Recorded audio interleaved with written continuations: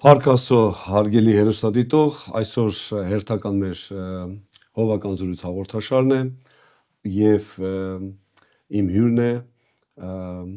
Ռուբիկ Թումանյանը, Էմանուել եկեղեցու ավագով եւ միաբանության եպիսկոպոս Ռուբիկ եղբայր, շնորհակալ եմ Տեր օրհնի, սա հիանալի հնարավորություն է։ Կզրուցենք հավասարակշռության թեմայից։ Սկզբից ես ճշտեմ ինչ նկատի ունենք հավասարակշռություն ասելով, նկատի ունեմ քրիստոնյայի հավասարակշռված վարքը, իր ծառայությունը, վարդապետությունը։ Եվ առաջին հարցն է, որ կուզենայի տալ, ինչ է նշանակում հավասարակշռված քրիստոնյա, կամ հավասարակշռված քրիստոնյա ասելով ինչ նկատի ունենք։ Շնորհակալ եմ հրավերի համար։ Ուզում եմ հենց սկզբից ասել, որ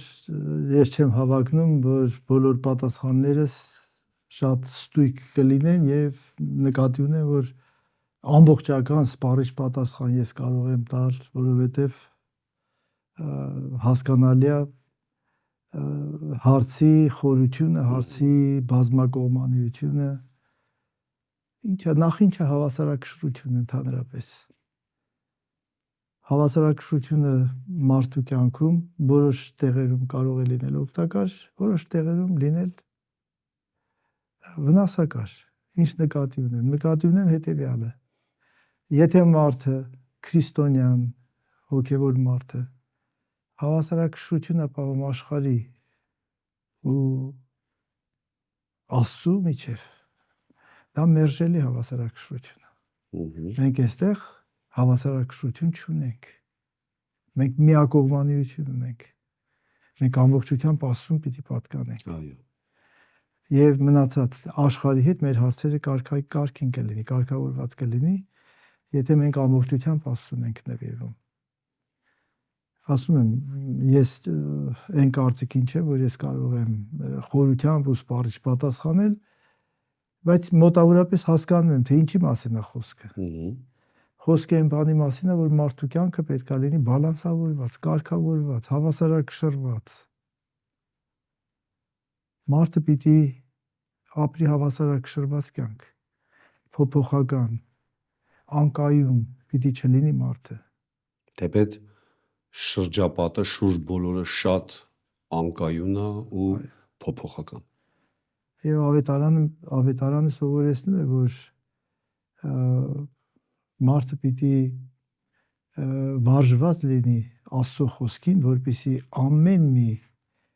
վարդապետական քամիներից չտատանվի։ Եվ եթե մեր արմատները Աստծո խոսքի վրա են, Աստծո խոսքի մեջ են հաստատված, որևէ քամի մեզ չի կարող տարուբերել։ Մենք կլինենք միշտ կայուն, միշտ վճռական եւ միշտ հավասարակշռված։ Սա շատ կարևոր է։ Կախված է արդյոք ամբողջությամբ քրիստոնյայի հավասարակշռությունը եկեղեցուց կամ հովվից, թե մարդը ինքն է իր քրիստոնեական կյանքը հավասարակշռում, թե կամ նա։ Եկեղեցին քրիստոնյա հավատացյալի համար շատ կարևոր նշանակություն ունի եւ մարդը թեկուզ անհավասարակշիռ մարդը եկեղեցի գալով քրիստոնյա դառնալով իսկական քրիստոնյա, ավետարանական սկզբունքներով ապրող քրիստոնյա, քրիստոնեական արժե համակարգով ապրող քրիստոնյան պետք է հավասարակշռված լինի նաև իր կյանքի մնացած բոլոր բնագավառերում։ Այ մարդու դերը ինչքան է տեղ, թե քիչ է, թե շատ է։ Եկեղեցու դերը մարդու կայացման գործում, մարդու կերտման գործում, հոգևոր հասակ տալու գործում անփոխարինելի է։ Օրինակ Եփեսացիս 4:11-ում գրած է, այդ 5 նվերները Աստված տվեց, որպիսի Աստծո ժողովուրդը այդ հասակին կան։ Այո։ Աճեն։ Այսինքն եկեղեցին որ լինեն հավասարակշռված։ Այսինքն եկեղեցին ու իհարկե այդ 5 ծառայությունները բերում են մարդուն տրետեղ։ Եկեղեցին եթե չի դաստիարակում մարդուն, եթե հավասարակշռության չի բերում, ուրեմն եկեղեցին իր միսիան ամբողջությամբ չի կատարում։ Իսկ մարդու դերը կա այդտեղ։ Հնարավոր է Իհարկե։ լավ հավասարակշռված եկեղեցում վարդապետության հետ կապված մարդը լինի անհավասարակշիռ։ Իհարկե։ Եվ լինելով հովիվ գոնե մենք գիտենք, որ դա կա։ Նայած թե մարդը ինչ լրջությամբ է վերաբերվում իր հավատքին, իր աստվածպաշտությանը, քրիստոնեական արժեքներին, դա շատ կարևոր է։ Այսօր Ռուբիկ եղբայր շատերը բլոգերների, ինտերնետով տարբեր ուսմունքներ են լսում։ Մեր եկեղեցիներում դա կարա մարդուն հավասարակշռությունից շեղի։ Ոչ միայն կարող է, այլ շեղում է։ Հոգևոր չկայացած քրիստոնեական ուսմունքին անվարժ մարդը այդ լաբիրինթոսի մեջ կարող է մոլորվել, գլուխը կորցնել, հավասարակշռությունը կորցնել։ Իհարկե կարող է։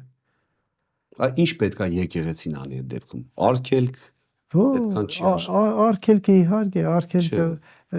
ինչպես ասում են, արգելված պտուղը միշտ քաղցր է, ձգտում են մարդիկ դրան։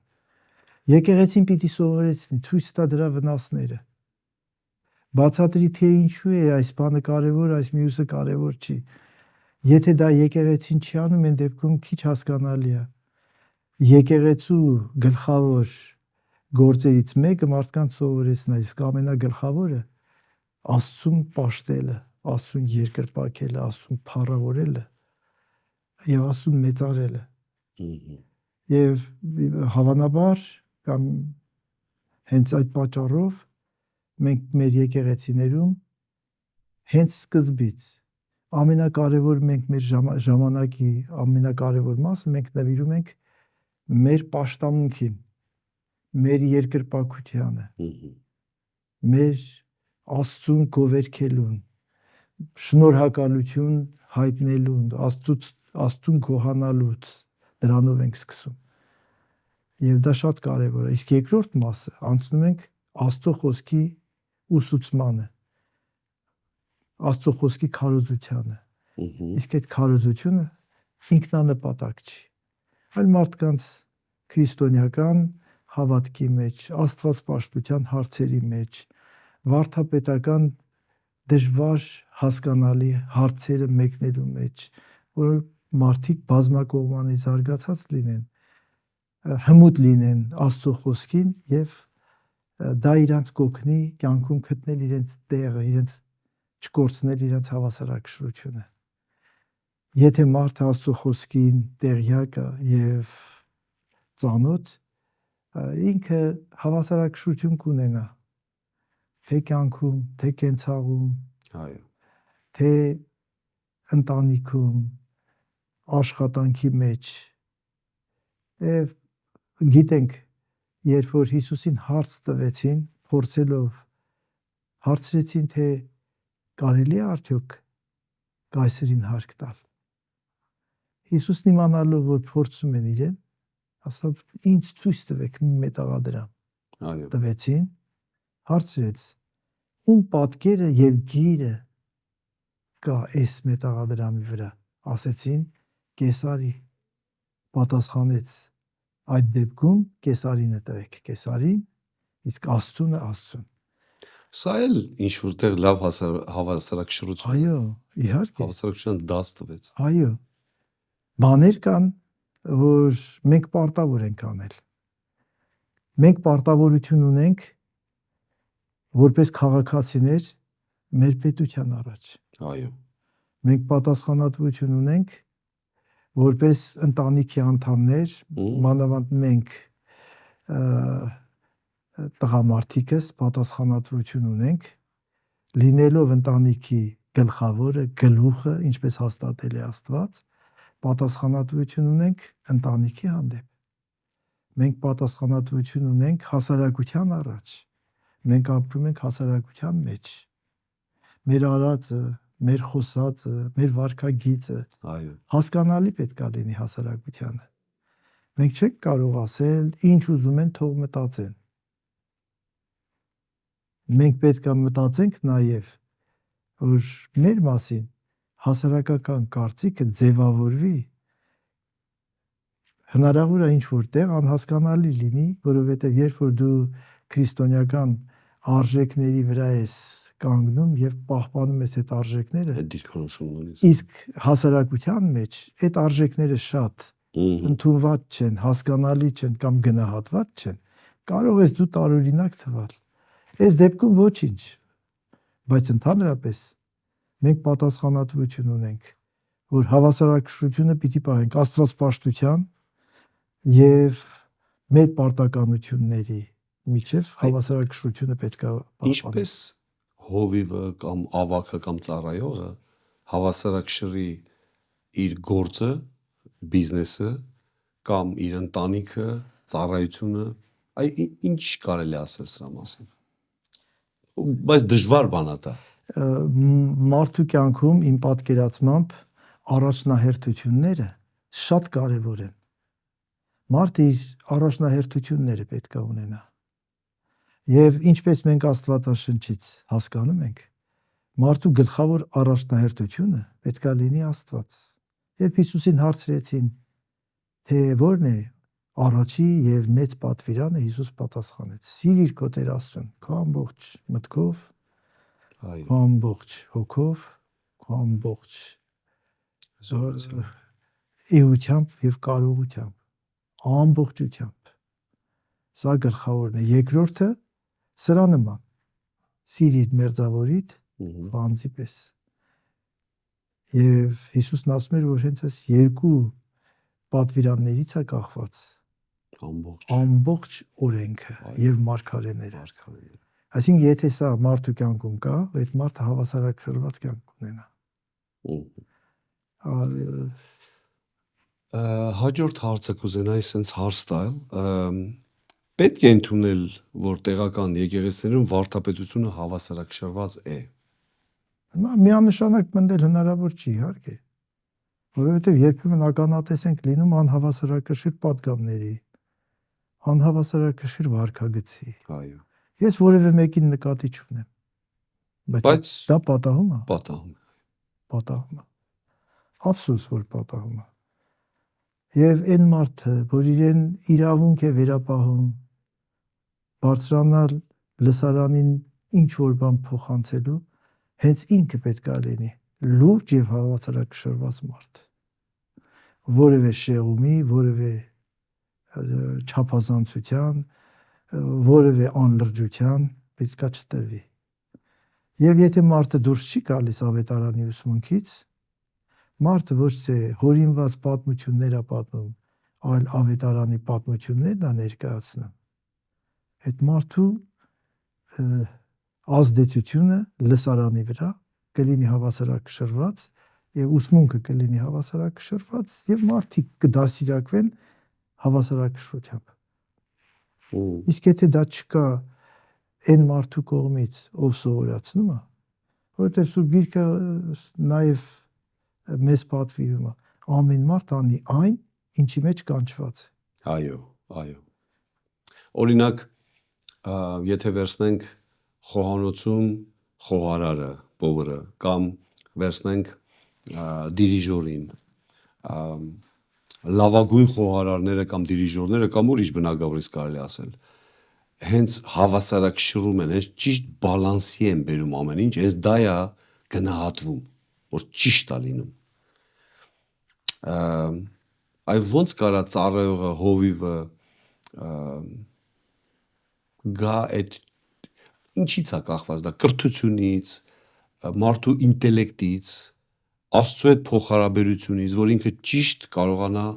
բալանսավորել կամ հավասարակշռել։ Եթե մենք այստեղ ասենք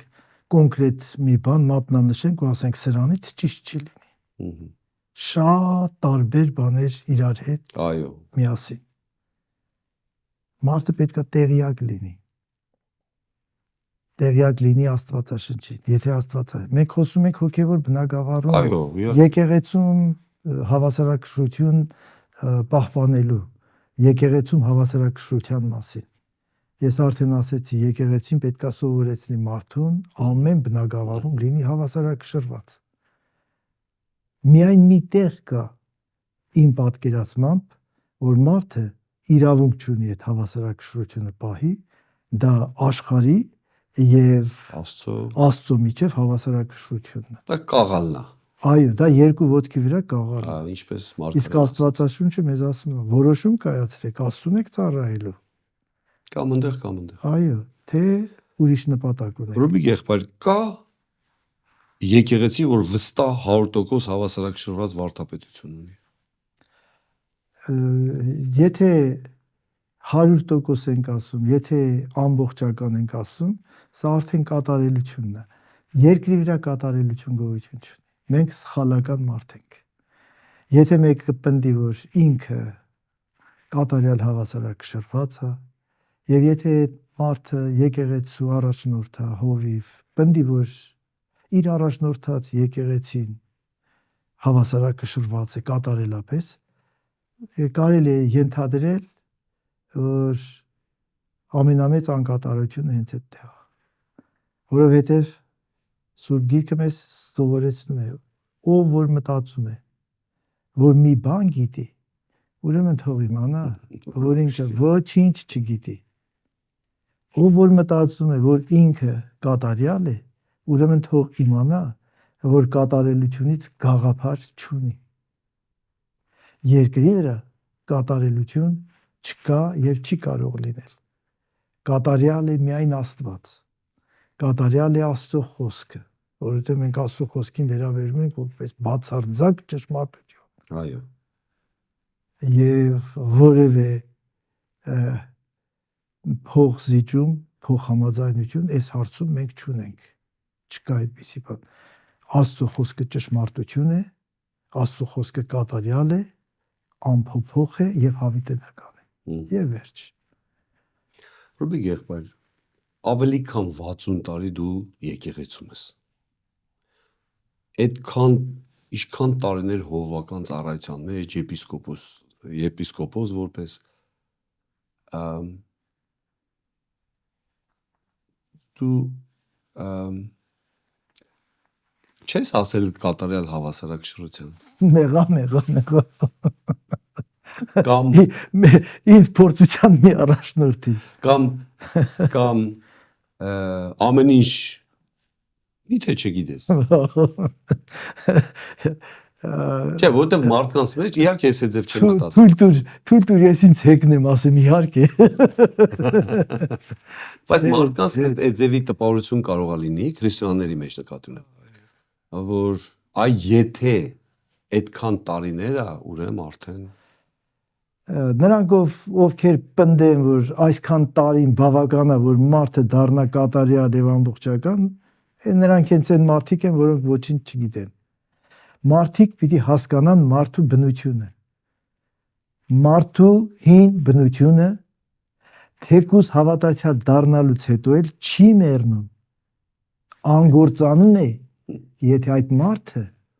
որովհետև ասում եմ, ձեր հին մարդը անգործ բնագրում անգործ բառն է գրված է աշխատանք մի տվեք, թող անաշխատանք մնա, եթե աշխատանք եք տալիս, նա շարունակելու է այդ գործը անել։ Գրված է, որ մարմինը հակառակ է հոգուն, հոգին հակառակ է մարմնին, եւ Պողոս առաքյալը Հռոմացիների 7-րդ գլխում շատ հրաշալի բացատրում է։ Ինքը իր պատմությունը, իր պայքարի, Պողոս առաքյալը, ոչ թե Ռուբիկ Թումանյանը, Պողոս առաքյալը իր պայքարների մասին է խոսում։ Ասում է, տեսնում եմ, ուզում եմ բարին անեմ։ Այդ հակասության մասին է խոսում։ Կամենալը իմ մոտ կա, բայց չեմ կարողանում անել։ Չարը չեմ ուզում անել, բայց հենց չարն եմ անում։ Այս պայքարի մեջ ինչ պիտի լինի իմ վերջը։ Հարցն է սա։ Ով ինձ կազատի այս մահկանացու մարմնից։ Եվ անմիջապես հենց հաջորդ խոսքում ասում է գոհություն Աստծո։ Տեր Հիսուս Քրիստոսի անունով գոհություն Աստծո, Մեր պայքարները շարունակվում է եւ շարունակվելու է մինչեւ մեր կյանքի վերջի օրը, որովհետեւ մինչեւ մեր կյանքի վերջի օրը այդ պայքարը լինելու է, մարմինը մնալու է մարմին, հոգին մնալու է հոգի, մարմինը ձգտելու է մարմնավոր, որովհետեւ ասում եթե մենք ըստ մարմնի ապրենք, կմեռնենք, բայց եթե հոգով մարմնի գործերը սպանենք, կապրենք։ Այսինքն մարդու կյանքում պայքարը, հոգևոր պայքարը, հին եւ նոր բնության, հին եւ նոր մարդու փոփոխության պայքարը շարունակվելու է։ Ասում է հանեք հինը, հագեք նորը, երբ որ 18 տարեկան ես, թե երբ որ 70 տարեկան ես, ես չգիտեմ, ես դեռ 70 Տպավորություն կա, որ դա կոչ է նորահավատներին։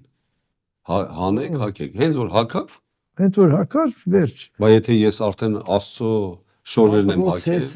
պրոցես է ամբողջ կյանքի համար։ Եվ այնտեղ բաների մասին է խոսում, որ արժեքներ են։ այսինքն Խոսում է կեղծավորության մասին, խոսում է հպարտության մասին։ Կարող ենք ասել, որ ձեր մարդիկ արդեն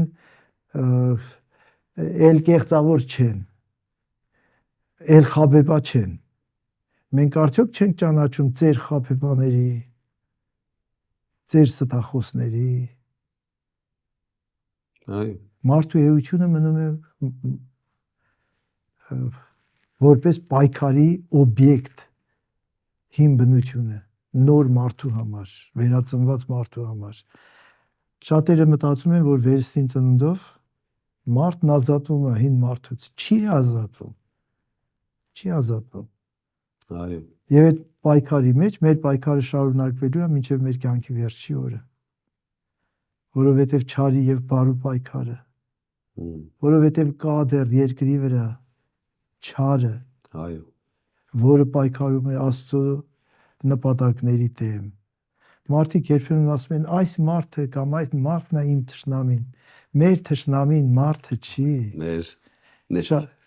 Մեր թշնամին սատանան է եւ մեր միջի հին մարդը մեր թշնամին։ այո, Ես չգիտեմ, այսպիսի հաղորդման շրջանակներում, այսպիսի խոսակցության շրջանակներում արժի որ ես sense բան ասեմ, բայց ոչինչ, եթե անգամ ուրիշ կերպ հասկանան, ոչինչ։ Բայց ես անկեղծ եմ ասում։ Այսքան տարի հետո երբեմն ես խոսում եմ ինձ հետ, խելքս չեմ գցել։ Խոսում եմ ինձ հետ ու ասում եմ, խոսում եմ հին Ռուբիկի հետ։ Ասում եմ դու դեռ այսքան տարի հետո խանգարում ես ինձ։ Եվ իրոք խանգարում է երբեմն։ պայքարը ամբողջ։ Իհարկե։ Եվ որքան դու ճանաչում ես Տիրոջը, այնքան հասկանում ես, որ դու շատ խոցելի ես առանց Տիրոջ։ Թեժանում է այդ պայքարը։ Առանց Տիրոջ մենք մեր հին մարմնից չենք ազատվի,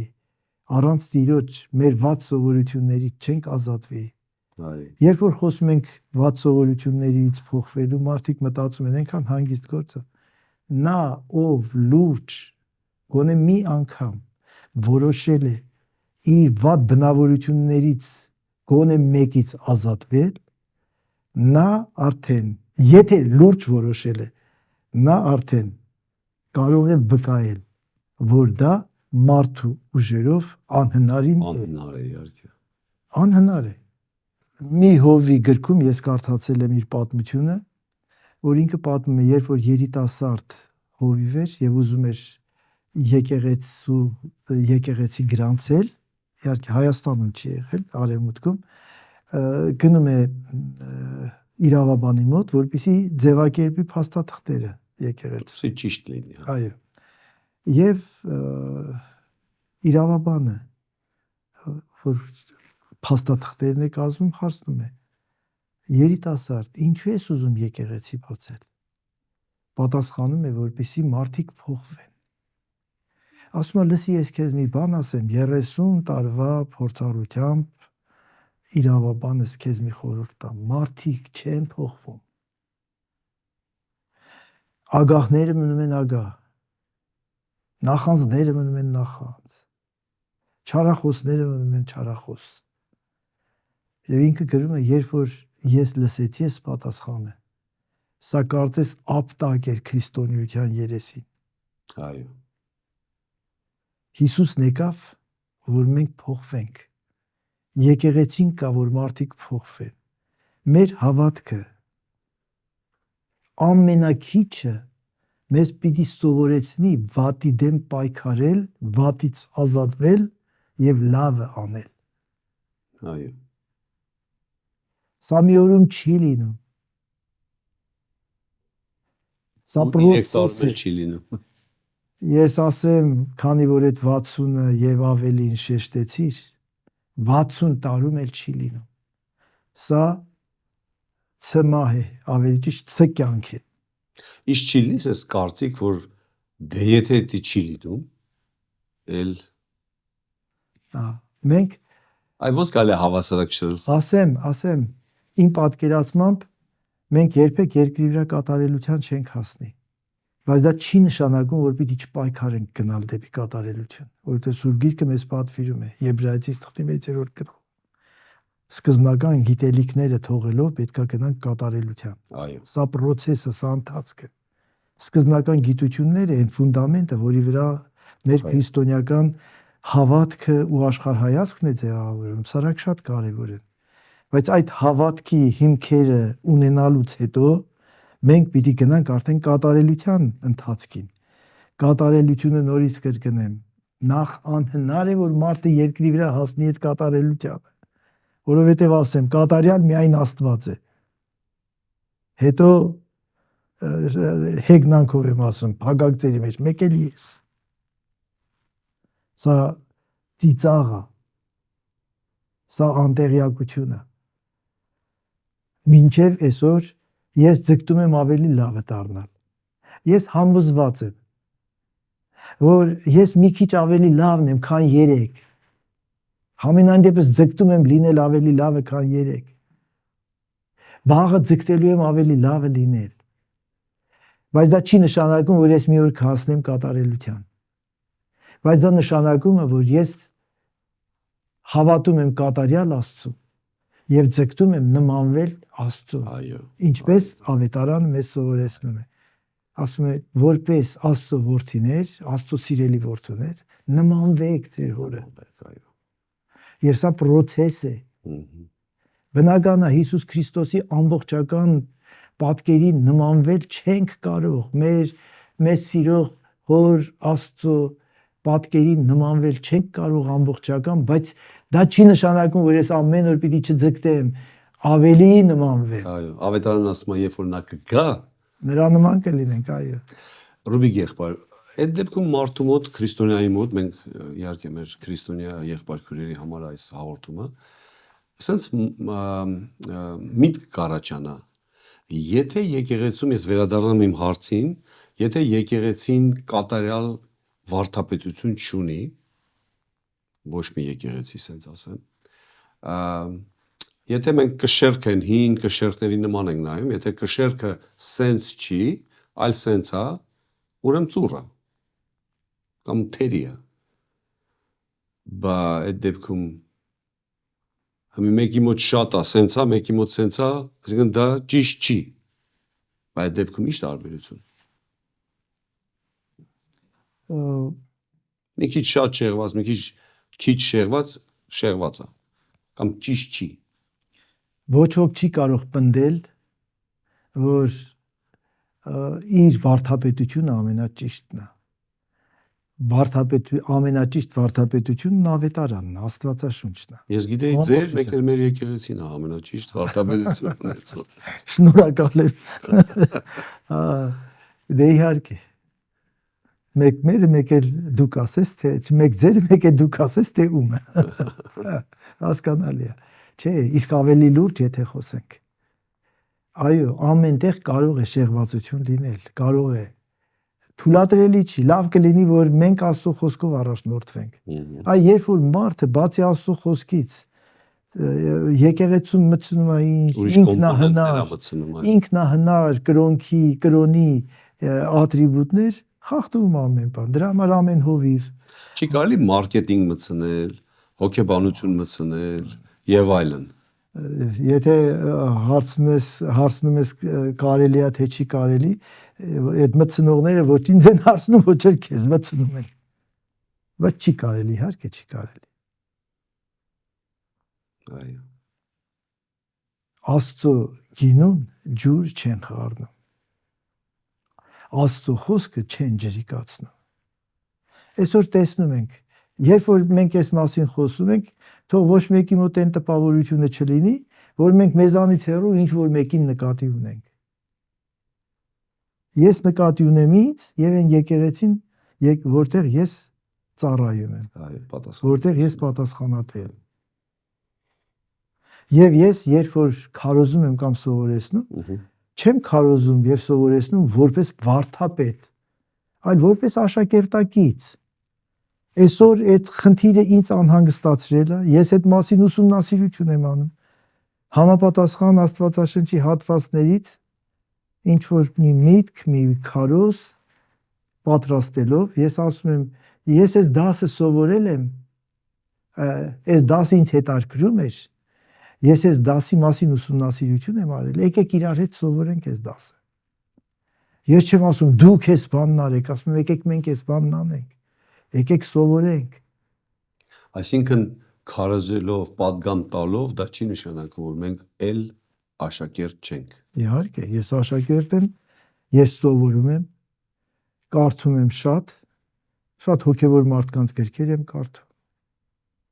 Աստվածաշունչն եմ կարդում։ Ռուբիկ եղբայր, ինչի է այդ է, որ մարդը ինչքան հոգևոր հասունանում է, ինչքան խորանում է, կարդում է, ուսումնասիրում է, երկար տարիներ լուրջ զբաղված է Աստվածաշնչով, գալիս է մի պահ հասկանում, որ ինքը բան չգիտի։ Շատ նորմալ է։ Շատ Թվում է թե հակառակը պետք է լինի։ Այո։ Նոր որ ապաշխարել էինք, ամեն ինչ գիտեինք, լավ չէր դե ձև։ Չգիտեմ, ասեմ բարեբախտաբար, թե Ոչ բարեբախտաբար։ Չէ, այդ հակառակ բառը չասեմ։ Ամեն դեպքում թող լինի բարեբախտաբար։ Ես շատ երիտասարդ տարիներին նշանակվեցի կամ ընտրվեցի կամ ձեռնադրվեցի հովիվ։ Երբ որ դեռ 24 տարեկան էի։ 24 տարեկան։ Հիմա ես 24 տարեկանների հետ որ զրուցում եմ ու անմիջապես մտքիս գալիս է այն դու ինչ գիտեիր 24 տարեկանում որ համաձայնվեցիր հովիվ լինել։ Կամ այն մարդիկ, որոնք քեզ առաջարկեցին, որ հովիվ դառնաս։ Ինչ վստահություն ունեին քո վրա, որ քեզ նշանակեցին։ Հասկանում ենք էլի, որ Աստծո նախախնամությունը կա, Աստծո նախասահմանությունը կա։ Վերջը այդպես էր ստացվել։ Եվ բնական է, փոքրուց ես կարդացել եմ ավետարանը, փոքրուց Աստվածաշունչը կարդացել եմ, ինձ թվում էր ամեն բան գիտեմ, ինչ կա ստեղ չհասկանալու ոչ։ Պարզ գրած է։ Էլի պարզ գրած է։ Չգիտեմ, տկարամիտ չեմ, միթե չեմ հասկանում։ Մարդիկ ոչ չեն հասկանում, պարզ գրած է։ Քիչ են հասկանում, ինչ կա ստեղ չհասկանալու։ Ամեն անգամ կարդալուց դու հասկանում ես խորք կա, խորություն կա։ Մանից պարզում է մակերեսից հետո շերտել կա։ Որքան շատ ես կարդում, այնքան շատ հասկանում ես, որ շատ խորություն կա։ Հետո մտածում ես, այս մինչև հիմա որ ես կարդում էի, ինչ էի հասկանում։ Հասկանում էի իմ ընկալելու կարողության կամ չափին համապատասխան։ Եվ հետո հասկանում ես, որ ախր խորությունն այնպիսին է, որ քո իմացածը այդ խորության հետ համեմատելով հասկանում ես, որ դու ոչինչ չգիտես։ Հենց այդ պատճառով է ավետարանն ասում։ Եվ նա որ կարծում է, թե մի գիտի, թող հաստատ իմանա, որ ոչինչ չգիտի։ Միգուցե դա է հենց հավասարակշռությունը։ Նաև ընթացքը հավասարակշռ։ Ուզում ասեմ այդքան խորանալն ու որ բան չգիտեմ, միգուցե դա է բերում հավասարակշռություն։ Այո, իհարկե։ Հնարավոր է երիտասարդ քրիստոնյան լինի հավասարակշռված իր կյանքով, իր վարքով, իր վարդապետությունով։ Կարող է լինի համեմատաբար ավելի հավասարակշռված։ Այո, համատաբար։ Բայց process-ը, նորից եմ ասում, process-ը։ Ես ինձ չեմ կարող հիմա համարել հավասարակշռված։ Հավասարակշռվում եմ։ ամեն օր մի քիչ Քիչ դրվում է այդ բանի, մի քիչ մոտիկ է։ դե ես չեմ կարող բացատրել թե դա ոնց է տեղի ունենում, Ես այդ ձև հարց ունեմ։ դա հոգևոր աշխատանք է, դա աստվածային գործ է մեր մեջ, մեր սրտերի հետ։ Ինչ է տեղի ունենում, որ մեր սրտերը կամաց փոխվում, մեր արժեքները կամաց փոխվում, ինչ է տեղի ունենում։ Ոնց է տեղի ունենում։ Խորհուրդ է, իրոք դա։ Հիսուսն ասում էր, սերմը գցում եք գետին, գնում եք քնելու, իրիկուն, գիշեր, առավոտ, եւ Աստված այդ ձեր գցած սերմին աճեցնում է այդ սերմը իր ուզած ձևով։ Իսկ ո՞րն է այդ Աստծո ուզած ձևը։ Աստված գիտի։ Ինձ թվում է մեր այսօրվա զրույցը բերել է մարդուն անորոշություն։ Չէ, անորոշություն չկա։ Շատ հստակ է։ Աստված մեզ հետ գործ ունի։ Մենք Աստծո որդիներ ենք։ Միթե անորոշություն կա, երբ որ մենք մեր երեխաներին դասիրակում ենք ամեն օր։ Ոչ, իհարկե ոչ։ Իմ մեծ տղան 48 տարեկան է։ Փոքրը 30 տարեկան։ Ունեմ թոռներ։ Հիմա ես կարող եմ մտածել 48 տարեկան տղուն ինչ ես ասեմ, դաստիարակեմ, պետք է արդյոք։ Երբեմն անում եմ։ Իհարկե, ոչ այն մեթոդներով, որ 5 տարեկան ժամանակ էի անում։ Կամ 12 տարեկան։ Կամ 12 տարեկան, կամ 20 տարեկան։ Հասուն մարդ է։ Վաղը մյուս օր ինքը թոռներ պիտի ունենա։ Մեծ թոռս 23 տարեկան է։ Բայց միևնույն է, բաներ կա, որ ես իրան ասում եմ եւ ինքը ընդունում է։ Կամ միգուցե չի ընդունում, մտածում է դե քանի որ հայրիկն ասեց, արի չհակաճառը։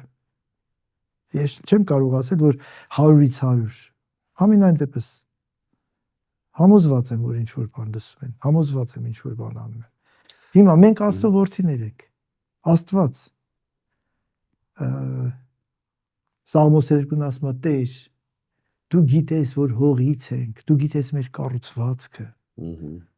Այսինքն Սաղմոս 2-ն ասում է դու ըմբռնումով ես մոտենում, որովհետև մենք հողից ենք սարքված, մենք ունենք հին բնություն, մեղանչական բնություն, որ եկել է Ադամի մեղանչումից։ Այո։ Եվ այդ բնության հետ մենք պիտի ապրենք մինչև մեր մեռնելը։ Առնչվում ենք ամեն օր։ Հենց այդ է, որ խանգարում է մեր հոգևոր կյանքին, մեր նոր մարդու կայանալուն։ Եվ դրա համար ասում, եթե ըստ մարմնի ապրենք կմեռնենք, իսկ եթե հոգով մարմնի գործերը սպանենք կապրենք։ Այսինքն այդ process-ը ամեն օր է։ Նախանձից, հին նախանձից ազատվելու process-ը ամեն օր է։ Նոր ընկերոջը սիրելու process-ը ամեն օր է։ Այո։ Մի օրում մարդը չի կերտվում։ Ոչ։ Իհարկե չէ։ Ռուբիկ եղբայր, ավակ սերունդը ու երիտասարդները։ Ավակ սերունդը ունի փորձ, երիտասարդները էներգիայով լիքը, այո ոնց կարելի է հավասարակշռել։ Ես մտածում եմ, որ ընդհանրապես ավետարանը իմ պատկերացմամբ պարադոքսների գիրք է, հատկապես նոր կտակարան։ Այո, ես համաձայն եմ։ Օրինակ, եթե մեկն ուզենա իր անձը ապրեցնել, կկորցնի, եթե մեկը կորցնի իր անձը, կգտնի։ Պարադոքս, մեծ պարադոքս։ Այս պարադոքսը մեր կյանքի բոլոր բնագավառում է։ Դուր եւ կտրվի։ Այո, դուր եւ կտրվի։ Դե հենց սա կարելի է մտածել, որ առևտուր է, էլի, բազար։ Ոմանք հենց այդտենց էլ վերաբերվում են, ասենք զոհաբերելը, նվիրատվությունը նորմալ բան է։ Բայց եթե սա դու վերածում ես առևտրի, տամ կտրվի, ուրեմն արի տամ, դե ես ժլատ մարդ եմ, մի քիչ կտամ, չէ՞ որ Աստված առատաձեռ մրլիկ կտամ։ Այդ ստացումը, որ այդպես մտածողներին Աստված պատասխանում է, ունեցողին տրվում եւ շատանում, այս չունեցողից ունեցածն է վերցում եւ տրվում է նրան, ով շատ ունի։ Ով շատ ունի։ Արդարացի չի։ Այո, Չափը հասկացի։ այո։ Ես Աստված եմ։ Քեզ դասիրակելու ձև գիտեմ։ Խելոք մնա։ Իսկ մարդը ինչ կարա, ո՞նց կարա մարդը իմանա դա արդարացի է թե ոչ։ Եթե համապատասխանում է Աստծո խոսքին, մեր բոլոր փորձառությունները, մեր վարքագիծը, մեր կյանքը, մեր մոտեցումները, մենք պիտի համատենք կատարյալի հետ։ Աստված մեզ այդ ալոնն է տվել։ Այո։ Չափանիշն է տվել։ Շատերը մտածում են ավետարանը, Աստվածաշունչ, հատկապես 5 տակարանը պատմությունների գիրք է։ Աստվածաշնչի մեջ պատմություններ շատ կան։ Միգուցե ծայրից ծայր պատմություններ են, բայց այդ պատմությունները կամ օրենքներ են, կամ սկզբունքներ են, կամ չափանիշներ են։ Այո։ Ամեն մի պատմության մեջ կա սկզբունք, օրենք, չափանիշ։ Համեմատի։ Ես քիչ առաջ ասեցի, որ մեր բոլոր փորձառությունները պետք է ավետարանի հետ մենք համեմատենք։ Եթե համապատասխանում է, ուրեմն ճիշտ է, եթե չի համապատասխանում, ուրեմն փոխել է պետք։ Ես հասկանում եմ, թե չէ։ Այ պատմություններ կա Աստվածաշնչի մեջ, որ Աստված հանկարծ հայտնվում է մեկին, օրինակ Աբրահամին հայտնվեց, ասավ, քո միածին, այդքան սպասված, 100 տարեկանում ունեցած Իսահակին, արդեն 12 տարեկան է կամ 13 տարեկան, մոտավորապես ասում են, որ այդ տարիքին է եղել, որովհետև հստակ չկա, որ ես ասեմ գրված է այսքան, մոտավորապես։ Այսինքն այնքան տարիք ուներ, որ հասկանում էր, որ հայրը ծախը տանում էր, զոհաբերության տանելուց ինչ բաներ էր վերցնում։ Պետք է լիներ փայտ, պետք է լիներ կրակ, պետք է լիներ դանակ եւ պետք է լիներ գառ։ Այո, Զոհացու մի խոսքով։ Հիմա մի բան պակասում է։ Այսինքն այդ երեխան արդեն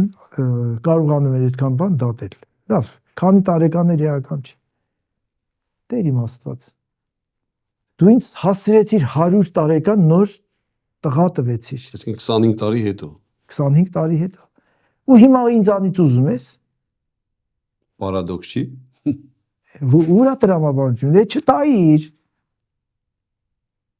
Ես ոնց տանեմ։ Մատկորեն մտածենք։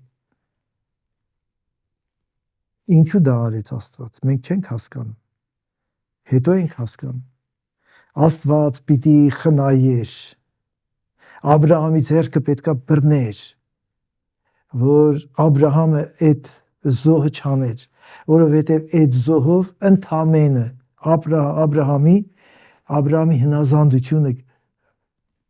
կերևար եւ ոչ ավել։ Եթե Աբրահամը Իսահակին զոհեր, Իսահակի արյունը իմ մեղքերը չէր կարող մաքրել։ Իսահակը որպես խորհրդանիշ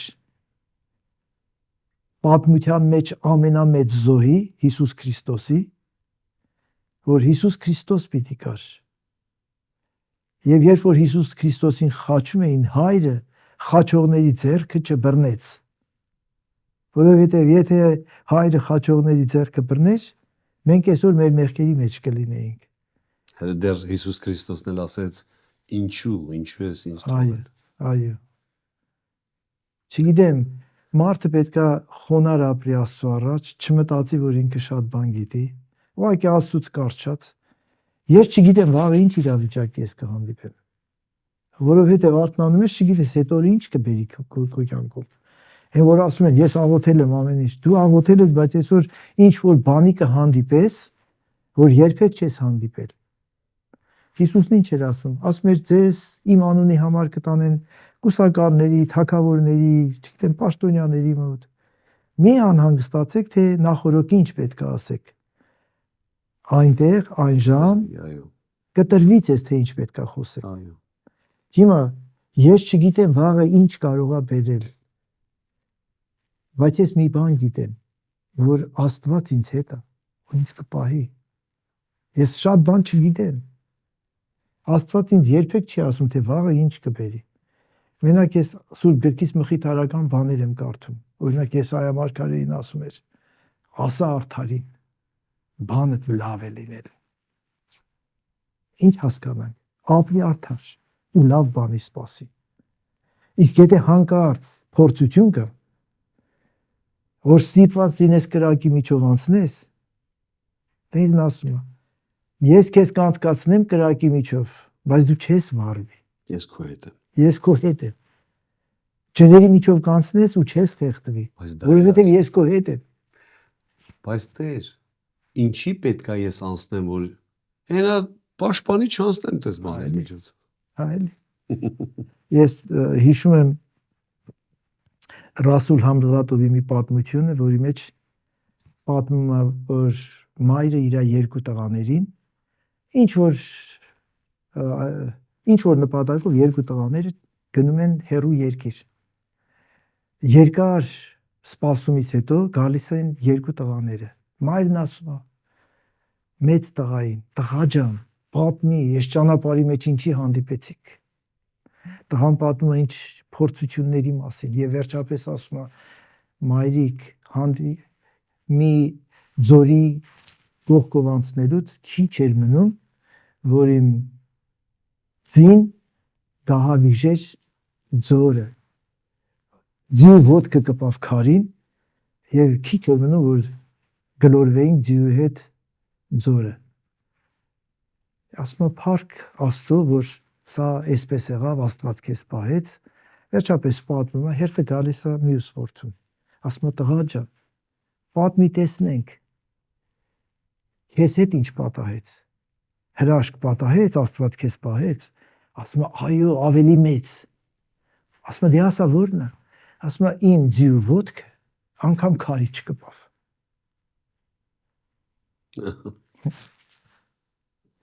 Աստված մեզ ամեն օր կյանք է տալիս։ Մենք մտածում ենք, ես sense էլ պետքա լինի։ Կարծես թե նրանք որ փորձանքի են հանդիպում, նրանց էլ այտենց պետք է լինի։ Ավելի սխալական են, քան հա, էլի։ Հա։ Հիսուսն ինչ էր ասում։ Արևը ցանկում է եւ արդարների, եւ մեղավորների վրա, անձրևը տեղում է եւ արդարների ու մեղավորների վրա։ Կամ փոթորիկը եւ քամին եկան այն երկու տների վրա։ Այո։ Այնպես չէր որ ժայռի վրա հիմնած տան վրա փոթորիկ չեկավ։ Այո։ Չգիտեմ, մենք որտեղից սկսեցինք ուր հասանք։ Ես չգիտեմ, վերջի հարցը։ Դա տեղ չենք ասել ամենայն դեպս։ Մենք զրուցում ենք։ Զրուցում։ Սա զրույց է։ Հա։ Ես սկսեցի այդ հարցով ինչը հավասարակշռված կամ ինչ ենք հասկանում հավասարակշռված քրիստոնյա ասելով, հիմա վերջի հարցը ստամ ես ոնց լինեմ հավասարակշռված քրիստոնյա։ Նորից եթե ես մի երգ գիտեմ կամ 100 երգ գիտեմ, այդ 100 երգը նույն բանի մասին է։ Դիմի Աստվածաշնչի, կարդա Աստվածաշունչը, ավելի իմաստուն կլինես։ Նրանք ովքեր կարդում են Աստվածաշունչը եւ կարդում են հավատքով, կարդում են աղոթքով, կարդում են ոչ թե գիտելիք ավելացնելու համար, այլ որպիսի այդ խոսքերի, այդ հորդորների, այդ պատվիրանների համաձայն ապրեն, այդ մարդիկ ամեն օր ավելի հավասարակշռված կդառնան, ամեն օր ավելի իմաստուն կդառնան,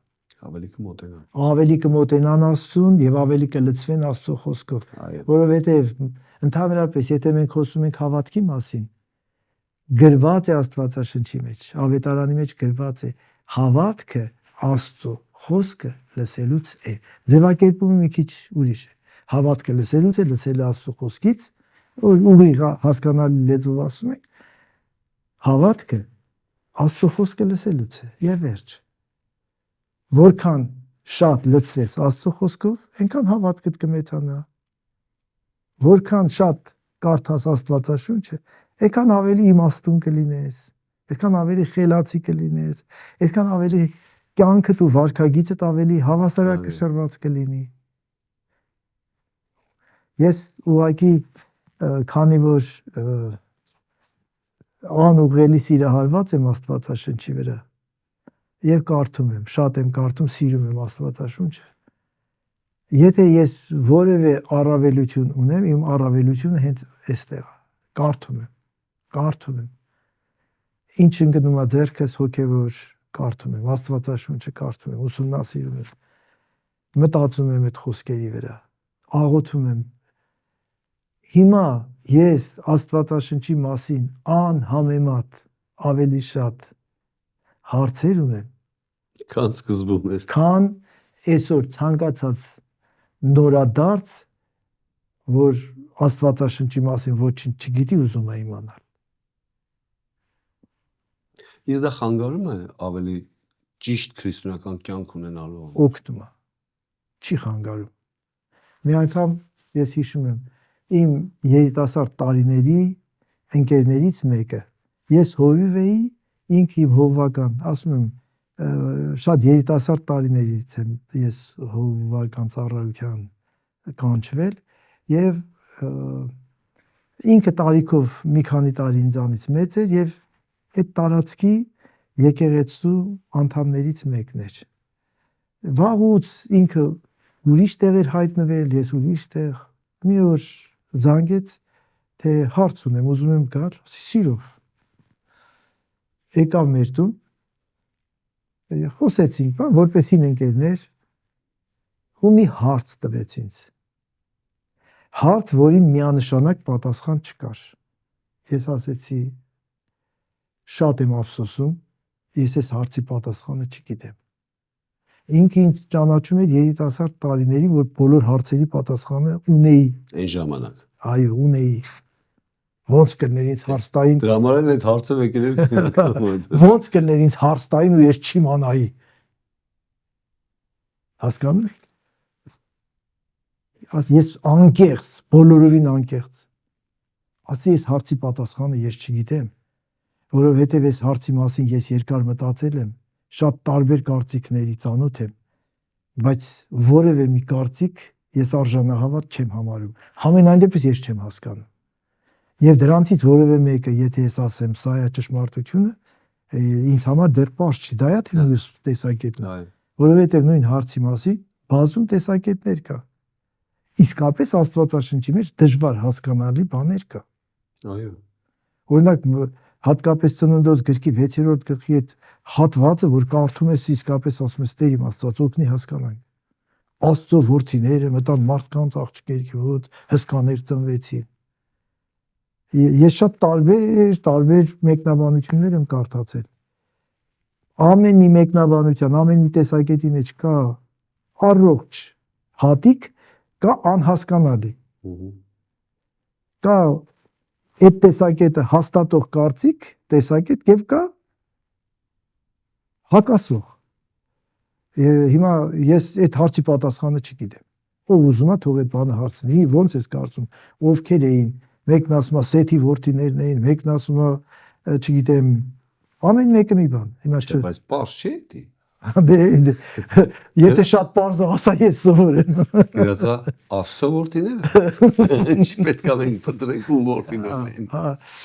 Վերջը ինչ եմ ասում, ասեցի չգիտեմ։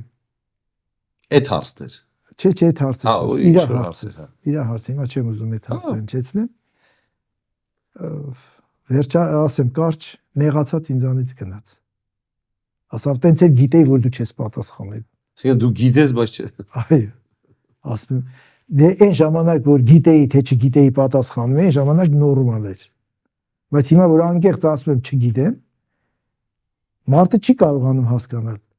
Ես քեզ ճանաչում եմ 40 տարի առաջ, դու ամեն ինչ գիտեիր։ Այդ ոնց դա Ես 40 տարին ինչ պատահեց, խելքդ գցեցիր, ինչ եղա։ Չէ,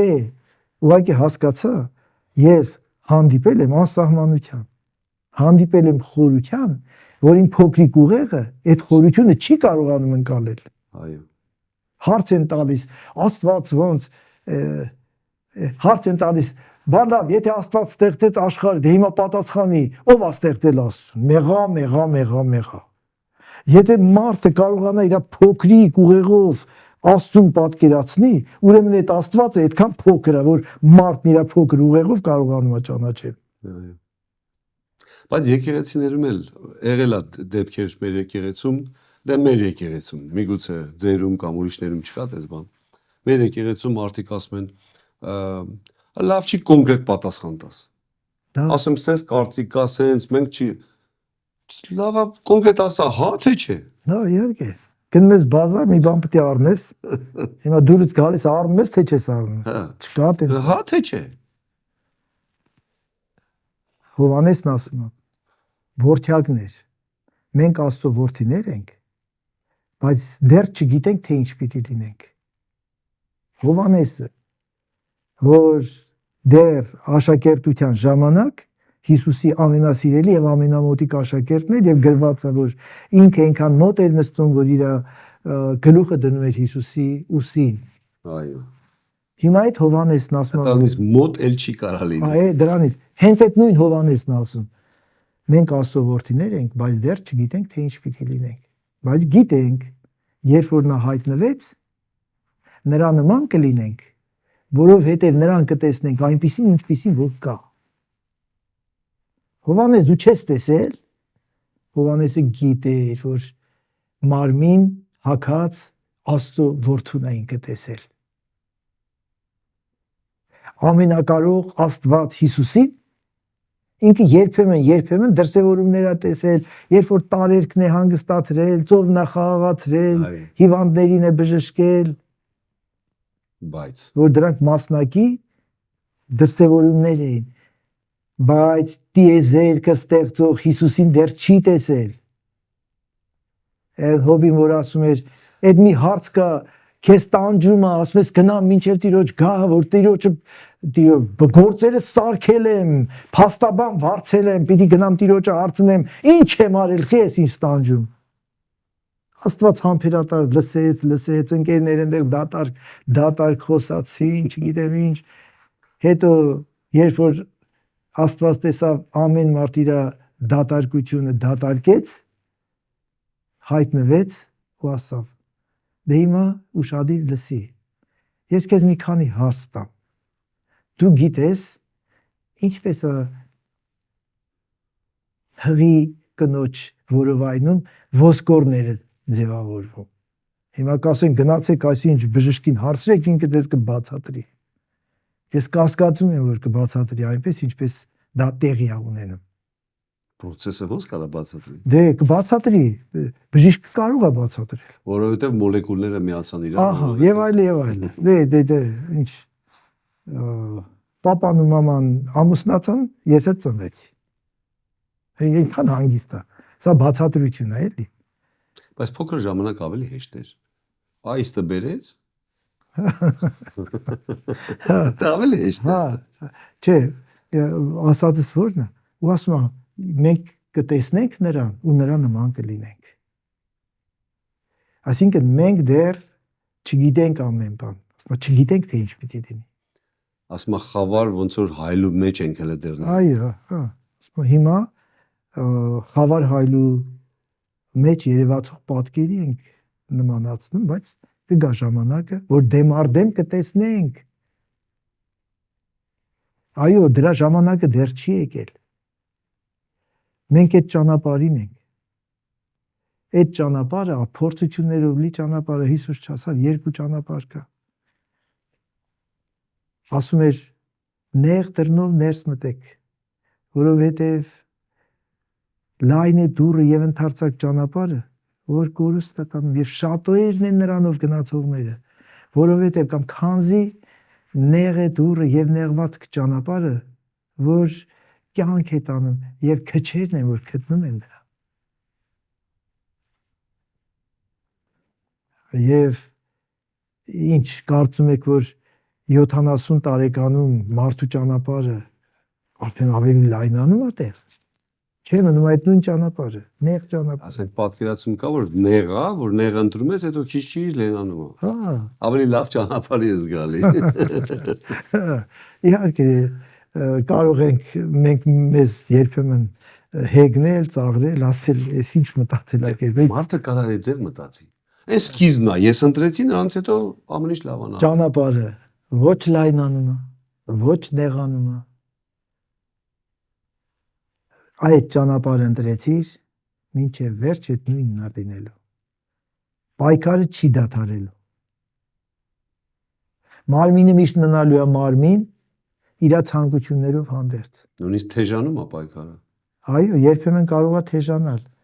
Մարդը անգամ տարիքի հետ կապված չի ազատագրվում մարմնի ազդեցությունից, մարմնի ցանկություններից։ Լավ, եթե մեկ երկու բանի մասին ասենք, որպես ֆիզիոլոգիական process-ներ դադարում են SNN, բայց նախանձությունը հո չի դադարում։ Այդ ֆիզիոլոգիական process չի։ Հունից էլ ատելությունը հո չի դադարում։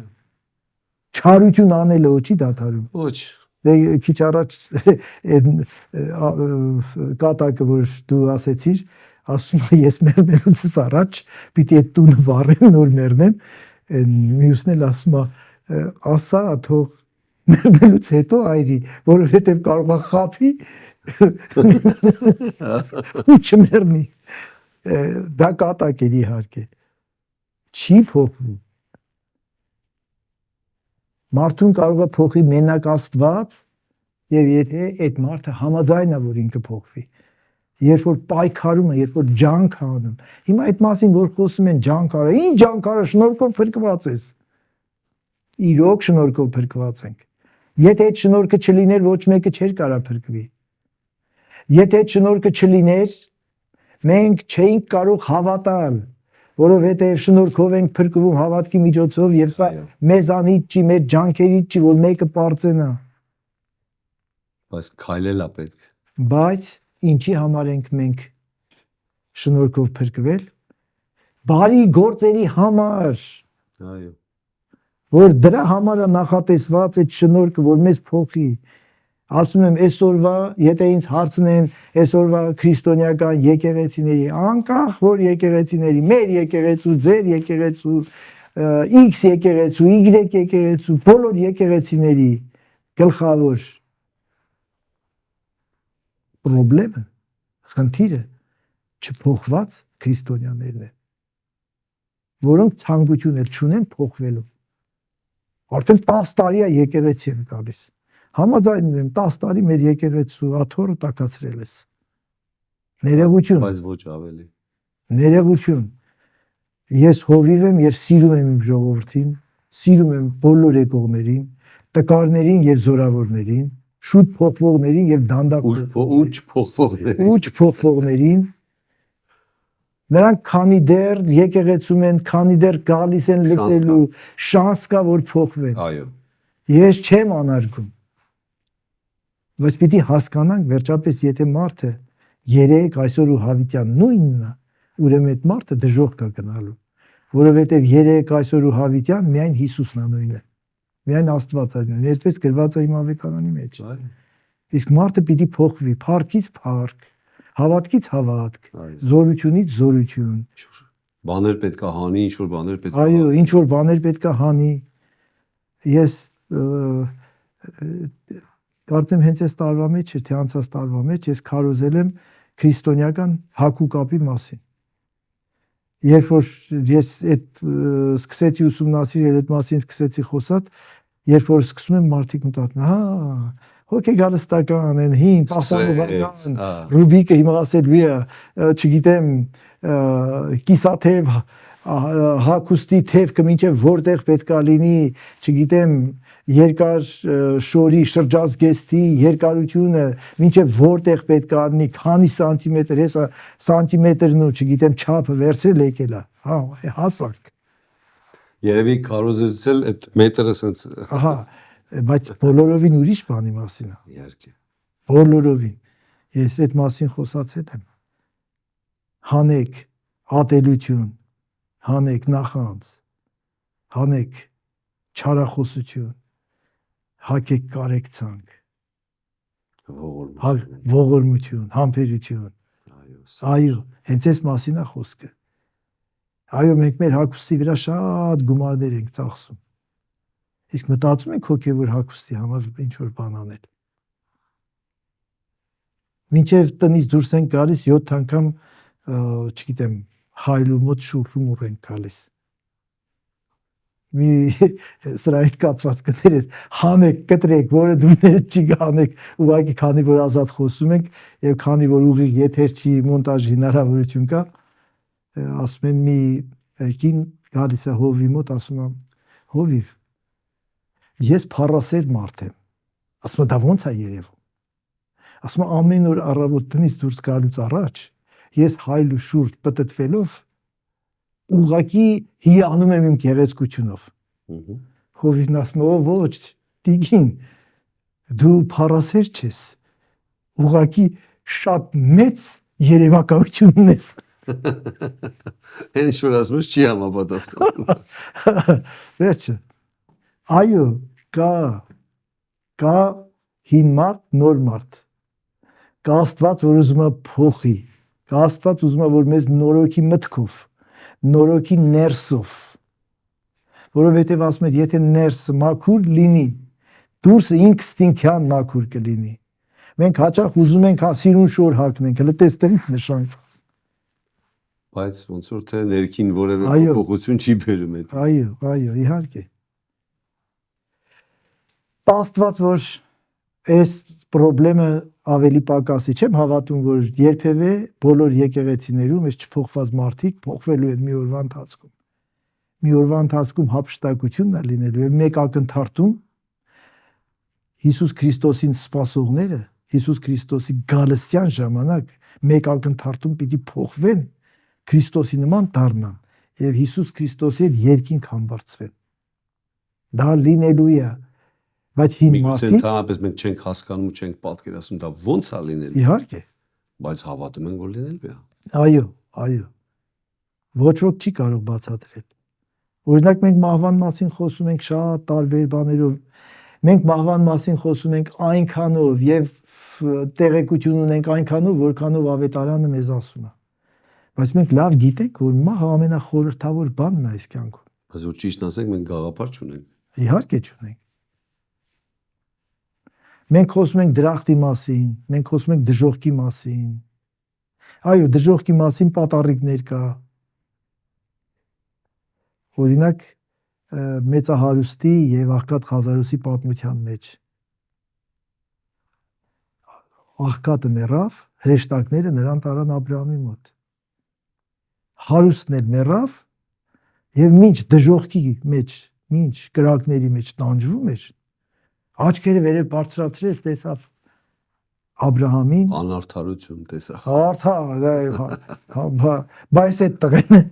որ ստեպտի ես քիչ հարգված տղա եմ։ Հա, վերջապես։ Մատարիկը դժոխքի մասին էլ եւ դրախտի մասին էլ շատ բան գիտենք, շատ բան չգիտենք, գիտենք այնքանով, որքանով գրված է։ Այո։ Ինչ կա այնտեղ։ Միայն մեկը կար, որ բարձրացել է այդտեղ։ Մի մարդ գիտեմ, սրանից 14 տարի առաջ էր, թե մարմնով էր, թե առանց մարմնի չգիտեմ, Աստված գիտի։ Մինչև երրորդ երկինք բարձրացավ, մինչև դրախտ հափշտակվեց, եւ այնտեղ բաներ տեսավ, որ մարդը չի կարող արտահայտի, չի կարող բացատրի, չի կարող ասի։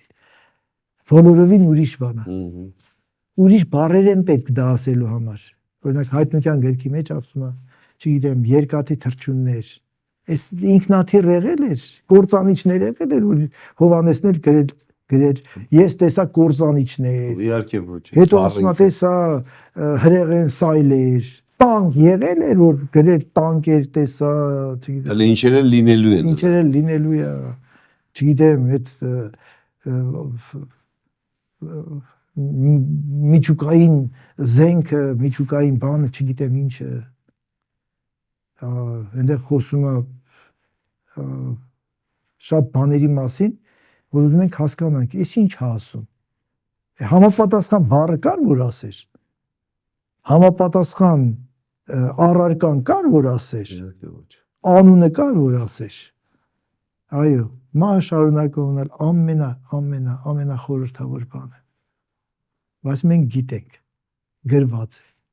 Մենք այս մարմնից դուրս գալով, մենք ասելով ում նկատի ունի Պողոսը, իրեն եւ Քրիստոսին հավատացողներին եւ Քրիստոսի համար ապրողներին, որովհետեւ գիտենք, այս մարմնից դուրս գալով Տիրոջ մոտ ենք մտնում։ Գիտենք այսքանը։ Հերիք է ինձ սա։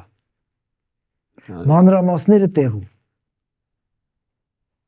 Բացատրել պետք չի լինի, ես իմ աչքերով կտեսնեմ։ Կհիանամ, կզարմանամ, կուրախանամ։ Ինձ ուրիշ բան պետք չի։ Ես գիտեմ, որ այս մարմինից դուրս գալով ես Տիրոջ մոտ կմտնեմ։ Եթե իմ այս երկրավոր վրանը քանդվի,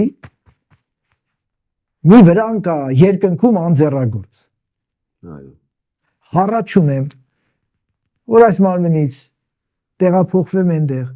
բայց չեմ ուզում սա հանեմ, այլ ուզում եմ սրա վրա հագնեմ։ Իսկ դա հնարավոր չի։ Պետք է հանես, որ հագնես։ Պետք է հանես, չգիտեմ։ Շնորհակալ եմ Ռուբիկ եղբայր։ Ես եմ շնորհակալ։ Կներես, միգուցե ես չկարողացա շատ հարցերի պատասխանել, որովհետև ոչ թե դիտավորյալ չուզեցի պատասխանել, այլ որովհետև չգիտեմ։ Ներողություն ապրում։ Բայց դա էլ հենց հարցի պատասխանն է։ Միգուցե։ Սիրելի հեռուստադիտողներ, այսքանը կհանդիպենք Տեր օրհնի։